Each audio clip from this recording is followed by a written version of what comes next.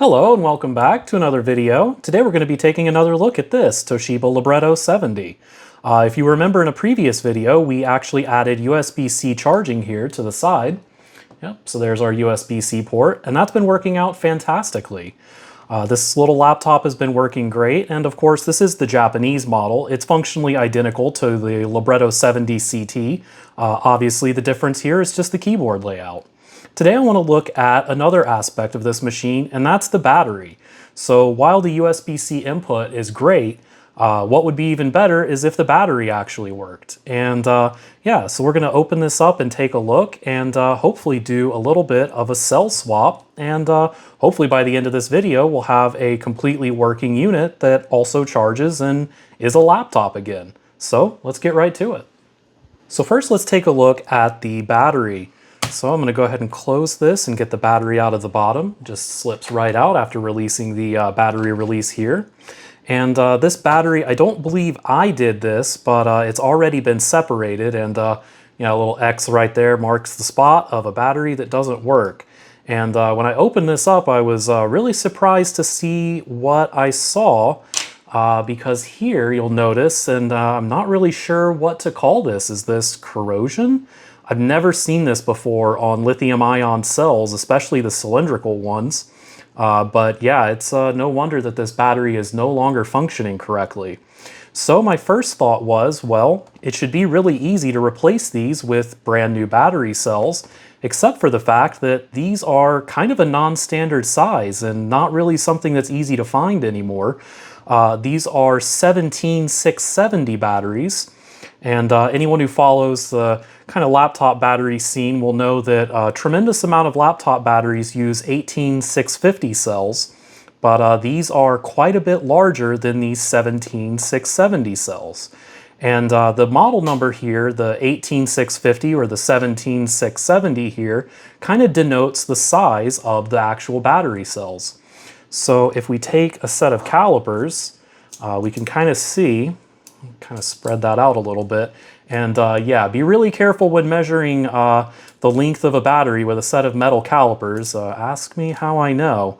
But yeah, so we can kind of see that that's really close to that 670 or the 67 millimeters long. And then the other number is the 17, and that denotes the diameter of the battery. So if we move this in closer to around 17, we can see that that's actually a really good match for this battery in here.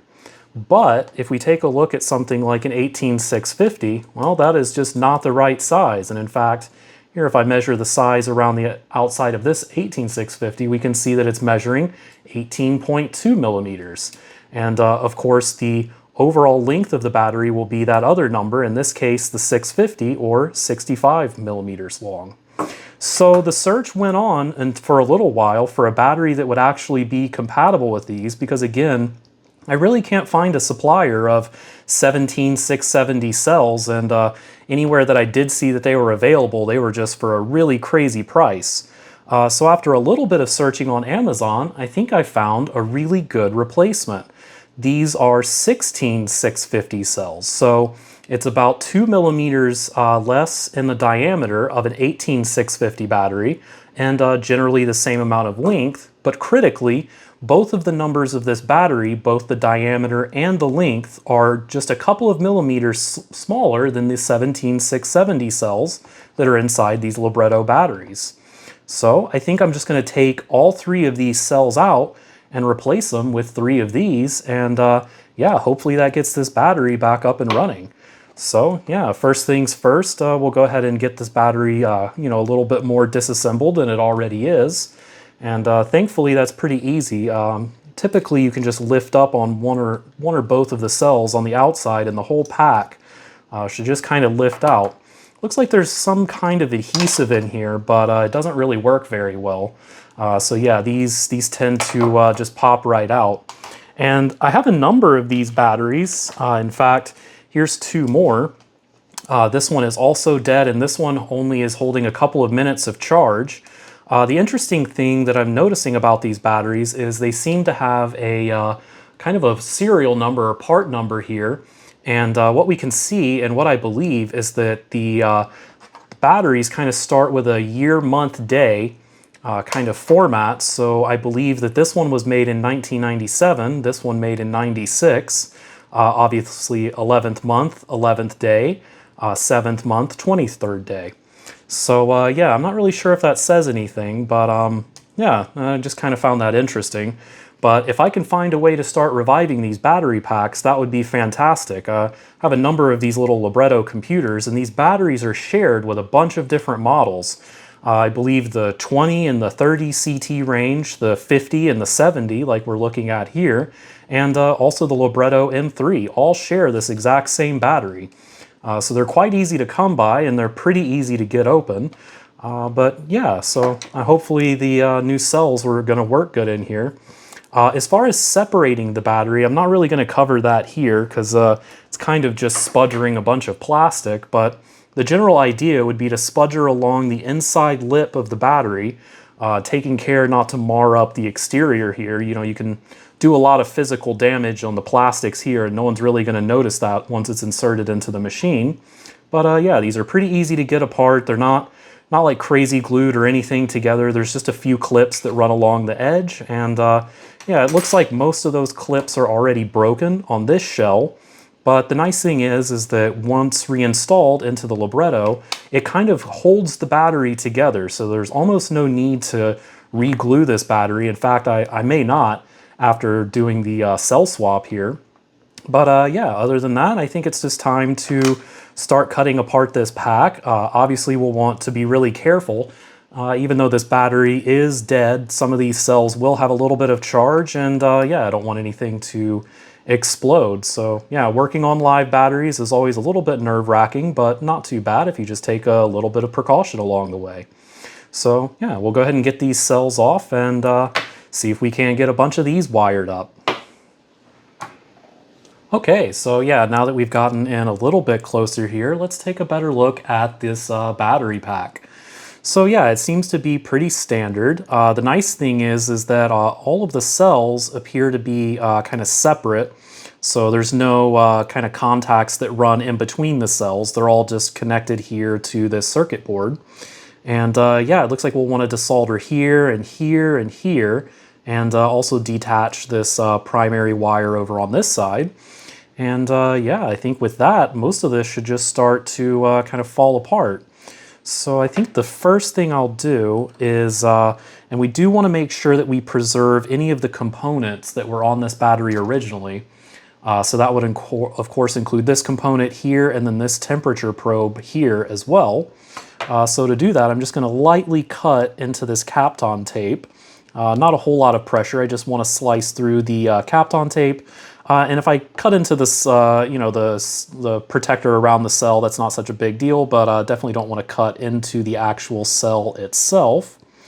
But hopefully that is enough to get that separated. Yep, there we go. So yeah, we'll just want to make sure that we're very careful with this temperature sensor here.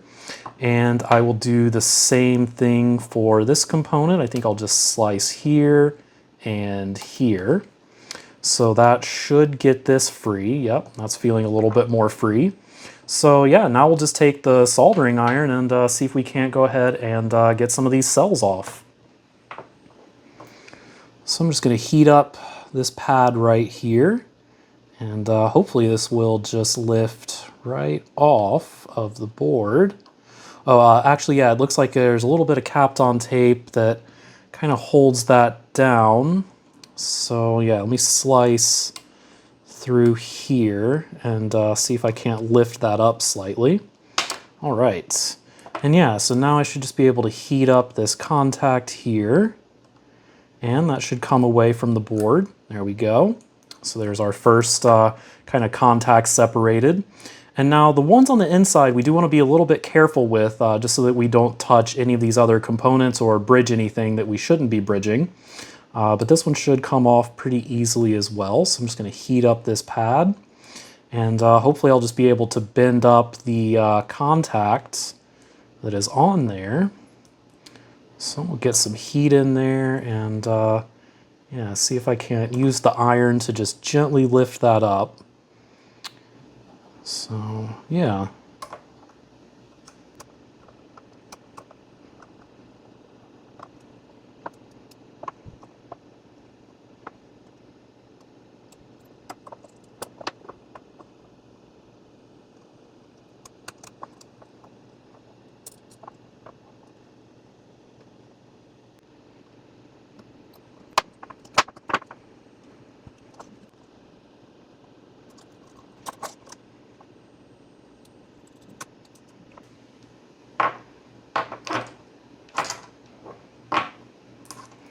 Okay, yeah, that wasn't so bad. I got all of the battery cells successfully removed from the board. And yeah, it's a pretty thin little board, if I must say. And looks like there was a little kind of piece of protecting plastic, insulating plastic, that was between the batteries and the board. So we'll want to probably reinstall that when we put in the new cells. But yeah, I think we can put this aside for now. I'll probably clean these up a little bit. But yeah, this seems to be going pretty well. So I think the next thing to do is to go ahead and spot weld on some contacts onto our new cells, and yeah, just kind of go from there. So before we move on though, I wanted to take a look at what is going on underneath this battery. I'm super curious. So I'm going to kind of do something a little bit, yeah, I don't know, I'm just going to cut into this, I'm just going to cut into this a little bit and hopefully peel back part of this label. Definitely don't want to short out this battery, but yeah, I've never seen anything quite like this going on. But ooh, yeah, look at that. It is all sorts of corroded and rusty underneath. Yeah, I've just never seen that out of a kind of one of these cylindrical style, you know, lithium-ion batteries. But yeah, so all of these are going to be recycled properly in e-waste, and yeah, good riddance as far as I'm concerned. Okay, yeah, so I have the batteries all taped together, and I've cut out 6 pieces of nickel strip. Kind of cut them to the longest length I know that I would need, and we'll just trim those later. And yeah, I got the spot welder out here, so let's get to spot welding. And I'm certainly not going to claim to be all that great at this, but it seemed to work out the last time I did it. So we'll get one of the probes on there, and hopefully we can just do a bunch of little tacks. So there we go. So we're just going to go around here and tack this in a bunch of different places. No real rhyme or reason to it. I just want to make sure that it's making good contact. And yeah, I think that should be perfectly fine. So we're going to go ahead and do that to the other 3, and we'll just do these all kind of straight like this. And then on the other side, we'll do 2 of them straight and then 1 kind of off-center a little bit like that other battery wanted. So I'll go ahead and get this piece just kind of lightly on there.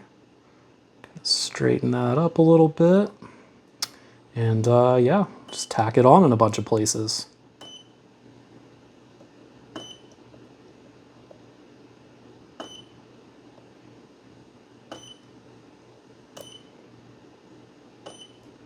Yeah, that seems to be good right there. So we'll go ahead and get the 3rd one on.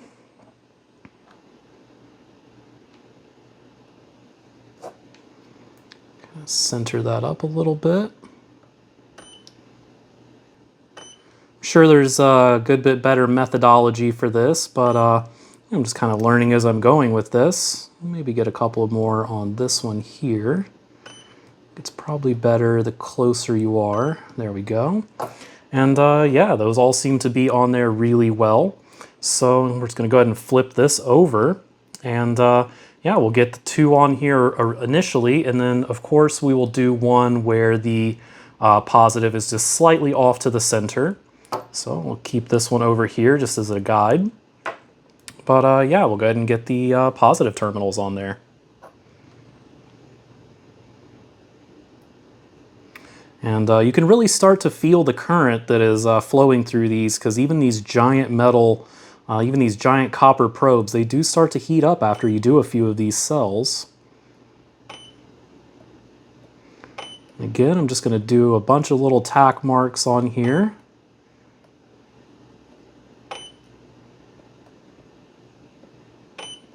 Awesome. So yeah, we'll go on to the next battery, and yeah, it's not perfectly straight with the other one, but I think we have a little bit of leeway. So we'll go ahead and get the next one on there. Try and line it up as straight as we can. Like so, just a little bit that way, there we go. And yeah, once you get that first tack on there, it's a lot easier to go ahead and get the rest, but that very first one is kind of tricky to do sometimes. And don't want to re-weld any particular point that you've already done. So now that we have those two, let's kind of get an idea for how off-center this other terminal is. So I'm just going to line up the bottom here, and we'll just kind of come very close as we can to the angle that this other one is at. Of course, it's a little bit hard to see through the camera, but yeah, I think about there is good enough. So we'll go ahead and get that one tacked on.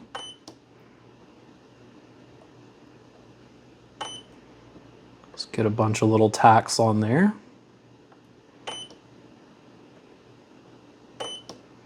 Awesome. Yeah, I think this is going to work perfectly. So yeah, with any luck, the spot welding is done. So we'll get this out of the way. All right, so yeah, now that we have the batteries spot welded, I think what I want to go ahead and do is just clean up some of these solder pads. So I'm just going to take the soldering iron and some wick here and just kind of clean up some of that old solder. Should make soldering on the new tabs a little bit easier. So I'll go ahead and clean all this up.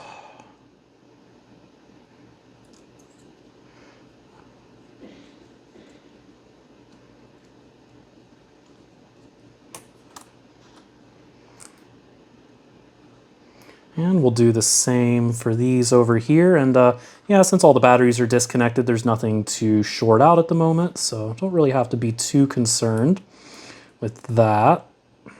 Okay, yeah, so cleaned up those contacts a little bit with the solder wick. Pretty terrible stuff, that solder wick that I have. Definitely need to get some better quality. But yeah, I think the first one we'll start with may actually just be the battery cell that's in the center. And that hopefully will help us align this little protective piece of plastic insulation. So it looks like the cell in the middle should poke through on this contact here and this contact here. So we'll go ahead and do that. And of course, positive is over here towards the red wire, so that makes that pretty easy. And yeah, I think I'll just go ahead and poke this through this plastic sheeting here. Just get that roughly aligned. There we go. And yeah.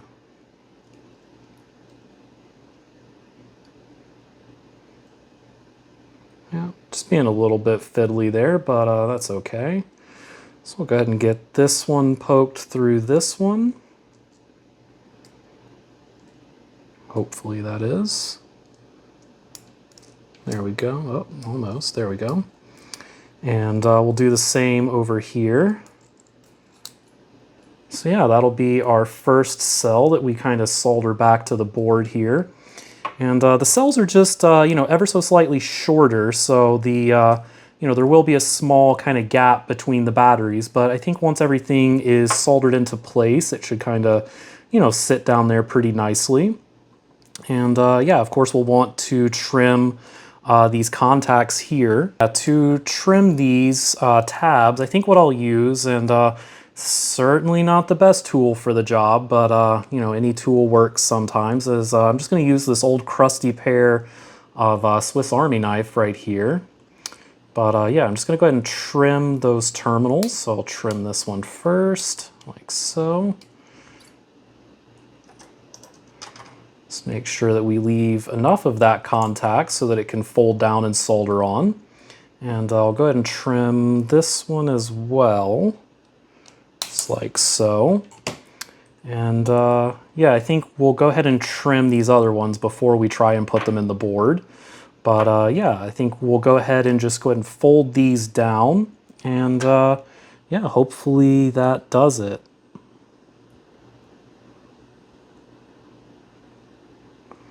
Just going to fold that terminal down like so. And I'm going to do the same thing on the other side. Just like that. And yeah, hopefully once we put a little bit of solder on there, we can poke that down a little bit further. So I'm going to go ahead and get this one soldered on. And I might actually just use this battery. Here we go. Yeah, that's actually kind of helpful. Or actually, ooh, let's use the other side. Yeah, that's a little bit better. Okay, So yeah, we'll go ahead and get this battery here soldered down. So of course I'm just going to take the soldering iron and heat that up a little bit, apply some fresh solder, and that should be on there in no time.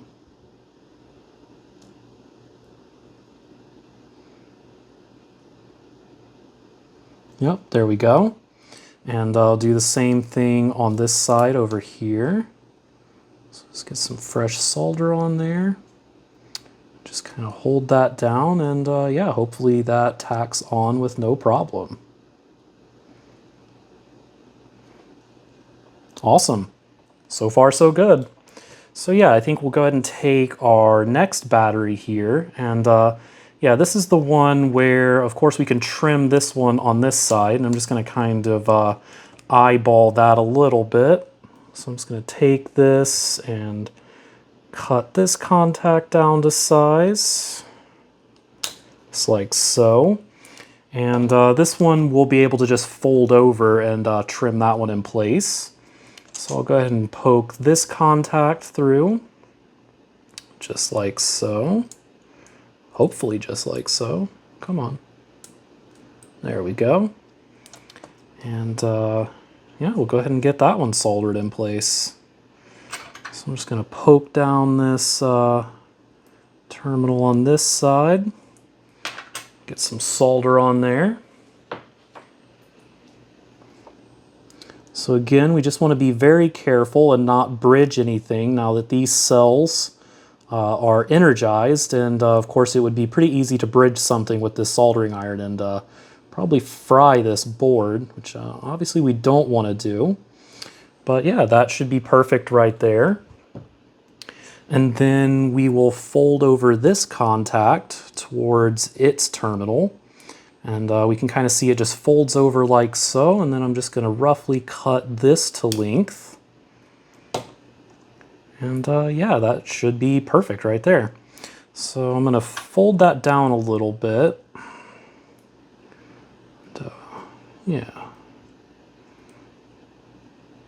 Yeah, it's going to be a little bit fiddly, but I think we can manage. So what I'm going to do here is I'm just going to go ahead and add some fresh solder, just get all of this tinned up. And it's going to want to pull away immediately, but that's okay. So yeah, just make sure all of that is flowing. And we'll just take our metal spudger here and we'll just press down on this contact. Just get that nice and flush with the board. There we go. So that is our primary negative resoldered, and yeah, we can already see our new battery pack is starting to take shape. So the last cell to get on there is, of course, our positive cell. So again, I'm just going to go ahead and roughly trim this terminal here to length. So I'll just take that like so, just kind of eyeball the length, and we'll trim it down. Get that one poked through. Just like so. There we go.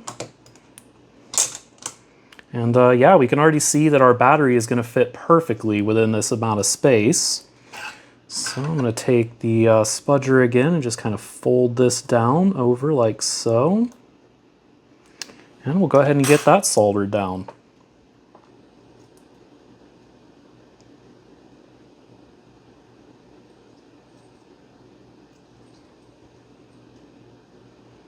Awesome. So that is going very, very well. So the last thing is of course we'll want to hook up our primary positive wire. So the way we'll do that, just to flip this around a little bit, is of course this terminal will just kind of fold over the side of the battery here. And we can kind of trim that and get our wire soldered on.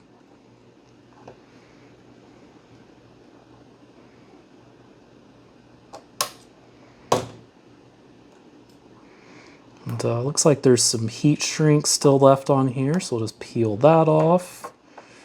And yeah, actually kind of lift this away from the battery cell just so it doesn't heat into the casing.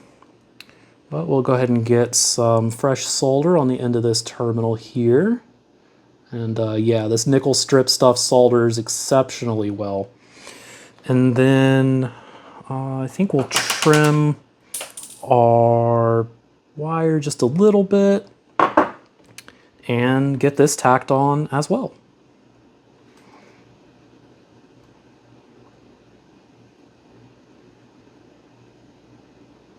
And yeah, there we have it. So, yeah, I mean, that might be it. I'm definitely anxious to give this battery a try. So, oh wait, hold on. There is a small piece of solder that has gotten into this connector. I really hope that comes out. A little solder ball. That'll not be good. Okay, there we go. So yeah, I just want to do a quick visual inspection, make sure that we're not bridging anything or doing anything crazy. But yeah, I think I'm going to go ahead and just roughly reassemble this battery and see if the Libretto will recognize it and attempt to charge. And then we'll go ahead and get the rest of this, you know, just some Kapton tape around, you know, these components here and this temperature sensor, and I think we should be all good. Okay, so actually I think, you know, we'll just kind of go for broke, and I'm just going to go ahead and add a little bit of Kapton tape, just kind of hold down that temperature sensor. So we'll get this around here like so. And again, doesn't need to be perfect, it just needs to work. So we'll get a couple of layers on there. If it doesn't bunch up on me.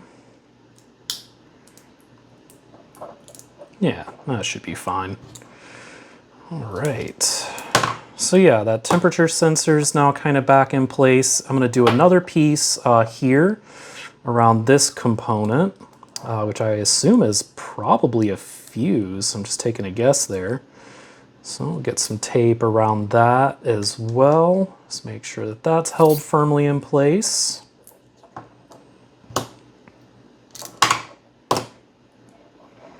And yeah, the rest of these, there wasn't really any tape kind of holding the rest of that together, so I'm going to assume that that's fine. So we'll go ahead and take our shell and yeah, see if we can't go ahead and get this thing reassembled. So I believe it goes in there like this. Seems to make sense.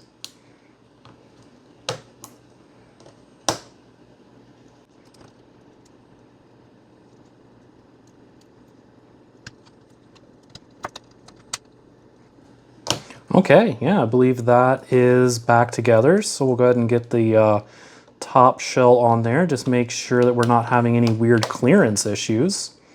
But yeah, look at that, fully reassembled battery. And yeah, I think I'll add a little bit of hot glue in there probably just to take up some of that space and hold the batteries in place. But yeah, I think it is time to give this battery here a test. So let's get some of this stuff out of the way. And yeah, I don't know. I think I'm just going to go ahead and get this plugged in, inserted back into the Libretto. No weird smoke yet. Let's see. I'm going to go ahead and attempt to power this thing on.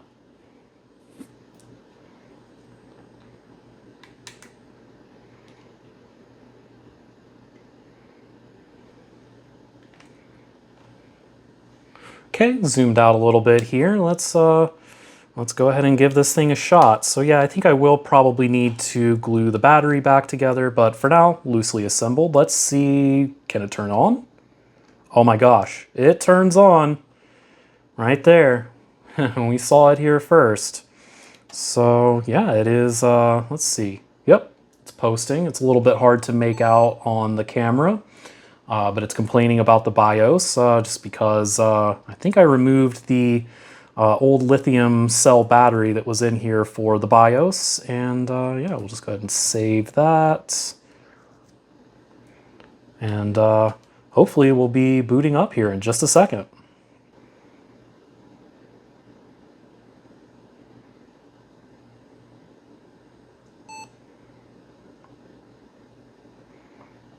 Awesome. Yeah, so here we are in the bootloader. And yeah, as previously mentioned, I have number of different operating systems on here. I have DOS 622 and Windows 3.1, and also Windows 95 and 98. So I think I'm going to go ahead and plug this in, see if the battery charge light comes on, and it does. No weird blinking. If the amber battery light was blinking, that would kind of indicate that the Libretto was having an issue charging the battery or detecting it, or was just generally unhappy with it. But yeah, let's go ahead and boot into Windows 98 and see if we can see the battery percentage. Okay, yeah, and here we are booted into Windows 98. The eagle-eyed among you will notice that this is not the Libretto 70, but the 50CT, also with the USB-C charging. I don't know what is going on with my Libretto 70, but it's not recognizing any batteries at the moment. I think it's a driver issue, so I just need to take a look at that, but just trying to wrap this up. Definitely wanted to demonstrate it with the Libretto 70 here, because the difference between the 70 and the 50 CT, besides a minor difference in the amount of CPU power, is that the Libretto 70 can charge the battery while the machine is powered on, whereas the 50 CT cannot. However, we are seeing that the battery is properly detected, and it's saying there's only 1% of battery life remaining, so it's a good thing I plugged it in. But yeah, that's actually a really, really good sign. And of course, the battery charging light is off right now. But yeah, so let's see if I can put this into standby. I'm not sure if this is going to engage that weird save to disk thing. Okay, good, yeah. So it should go into standby, and then we should see the charge light come back on for the battery. Standby. Standby. Standby? No, okay. Huh. Yeah, there it goes. It just took a little while, but yeah, it's doing that weird save the RAM to disk thing. And yeah, there's actually something that I wanted to cover in a future video, is how to correctly partition the hard drive in a Libretto to make sure that you're not destroying your OS partition when it does that. But here we go. We see that the, I guess that's the way that it indicates that it's in standby, but we can see that the charge light has come back on for the battery. So I'm just going to let this sit here for a little while and power it back up and see if the battery is indeed charging. But yeah, I think that is a total success. But who says, you know, old computers aren't without their problems? So not sure what's going on with the 70 here. I tried it with a number of my other batteries. Another one that completely works fine in the Libretto 50 over here. But yeah, for whatever reason, the 70 is only seeing that it's being powered off of AC power. It's not detecting the battery properly. But yeah, it doesn't seem to have anything to do with the rebuilt battery pack. So yeah, again, I'm just going to let this sit here for probably about 30 minutes or an hour and come back and see if the progress has changed on the battery meter any. And yeah, we'll do a little bit of testing and just make sure that this is good. But yeah, I'm calling this a complete success. So we'll be right back. And we're back. So yeah, this thing has been charging for about 30 minutes here. So I'm going to go ahead and power it back on. The battery charge light is still amber here. It'll probably take another couple of hours to fully charge the battery, but you know, I'm just interested to see how far along it has come. So hopefully it'll wake up out of this standby state, or suspend to disk feature here. So yeah, you can see here it's copying the disk back into RAM, which is a pretty cool power saving feature of the Librettos here. But yeah, hopefully this comes back into the OS.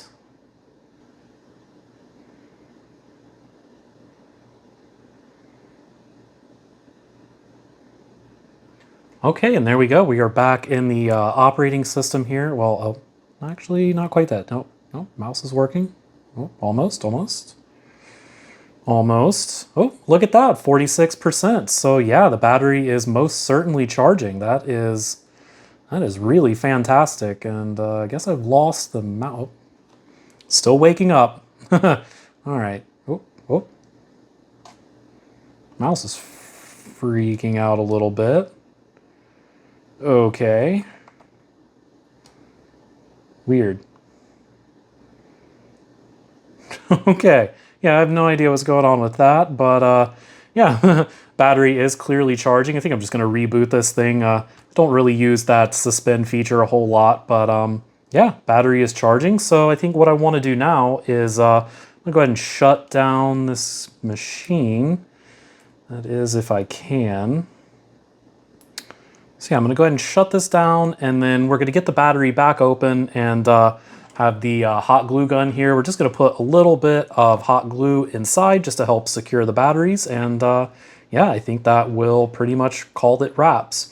But yeah, as you can see, the Libretto 50 here, when it is on, the battery light won't even come on at all. I'd actually like to look into, in the future, if it's possible to modify the 50 CT to charge the battery when it's on. Not really sure why this particular model doesn't do that when the 70 CT does. They take the same power adapter, they both charge just fine over USB-C and everything like that. But yeah, so I'm gonna go ahead and wait for this to shut down and we'll get the battery out. Okay, yep, Libretto all shut down, and as you can see, the amber charge light came back on. So we'll just go ahead and disconnect power and take our battery out. And yep, just to prove that this is still the same battery, it's the one with the X here. And yeah, those are our new cells. So as you can see, there's a little bit of spacing in between each of these batteries. I think I might push this a little bit from the side, and we'll see if we can shoot some hot glue kind of down into these cracks a little bit, just to kind of provide a little bit of you know, relief to the battery here, just so it's not jostling around.